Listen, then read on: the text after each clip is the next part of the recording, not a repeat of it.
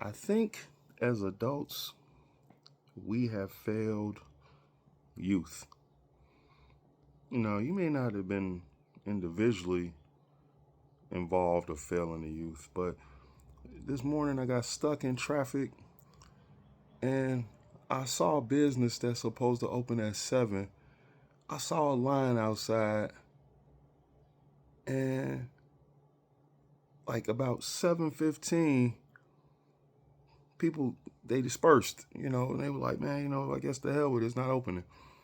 But after the people dispersed, I see somebody hop out and come unlock the door. Then I see another person hop out after that person went in and locked the door behind him, I guess, and locked the door.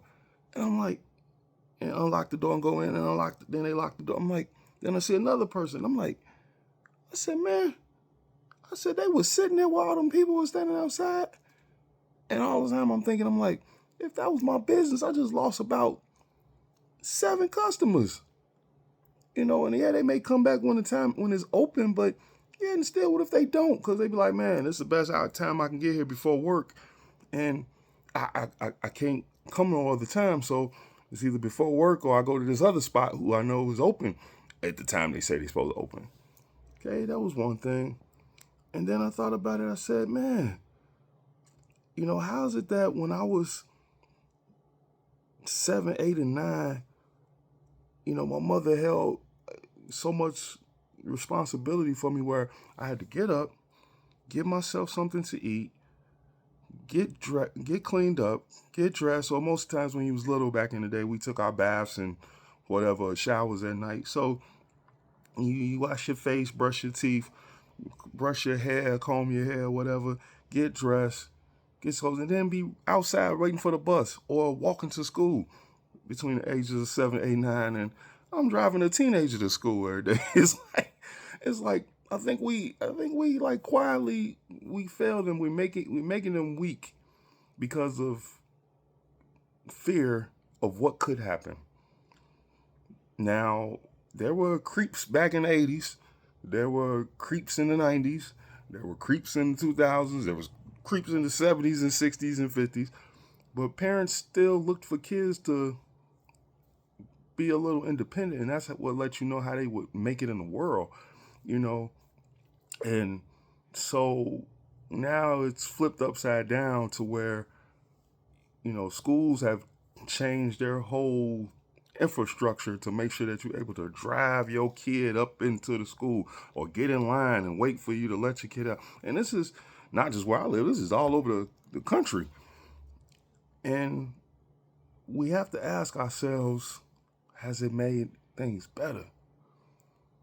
A lot of things, throughout the day when I was a child, my mom didn't even know.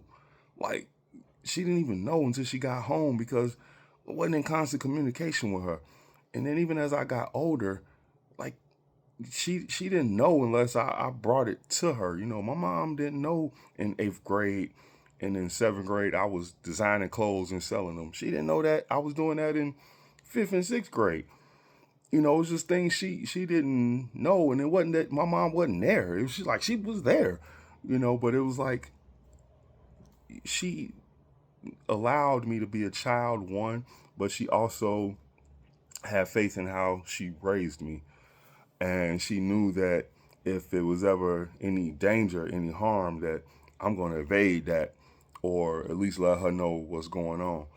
And, I think we've coddle the younger generations out of fear so much that what could happen just because we may have had bad instances that it's going to cripple them for the future. And they're not going to know how to do things like open up on time or realize that there's money standing outside and maybe I should open up, the store and at least let them browse the store or what have you until it's time for us to actually turn on registers or something like that or what have you. Or at least get out and take the initiative of customer service and let a person know, hey, we're going to be opening in a few minutes. I know we're supposed to open at 7, but we're going to be opening in a few minutes. Sorry about the wait. Something. But we're going to see, just like we see today, how things are for those of us who were, brought up a certain way or raised a certain way. or just latchkey kids. We're gonna, just like we see today the benefit of that, we're gonna see the unfortunate benefit and downfall of it being the other way. And we've already seen it because, I bet you all know some bright and smart kids that are super lazy. I bet you all know some bright and smart kids that don't take initiative. I bet you all know some bright and smart kids that don't, do chores, that don't have a job, that call you for a ride, but there's also kids who parents have made that, latchkey step towards it. Them kids that get on and they'll Uber themselves all over the planet, and you won't even know where they at, what they doing until something goes wrong or they need some major help. So it's a good thing, and I know it goes both sides, but we're gonna find out. We're gonna find out. Just as maybe our parents found out they should have been a little bit more involved, or they should have had a little bit more conversation. So there's pros and cons to everything, but most importantly, I need you to fight for your life. Peace.